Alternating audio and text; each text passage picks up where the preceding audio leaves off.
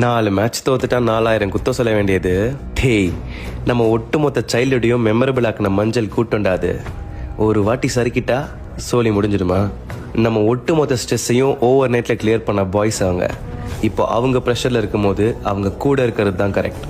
ஜெயிக்க 0.1% சான்ஸ் இருந்தாலும் அதை வச்சு எப்படி மேலே வரணும்னு கற்றுக் கொடுத்த டீம் அது. ஏஜ் இஸ் ஜஸ்ட் அ நம்பர்னு நமக்குள்ள ஸ்ட்ராங்காக புரிய வச்ச டீம் அது. வேலைக்கே ஆகாதுன்னு எல்லாரும் சொன்னாலும் நம்ம சக்ஸஸ் மூலமாக அவங்கள வேடிக்கை பார்க்க வைக்கணும்னு உணர்த்தின டீம் அது.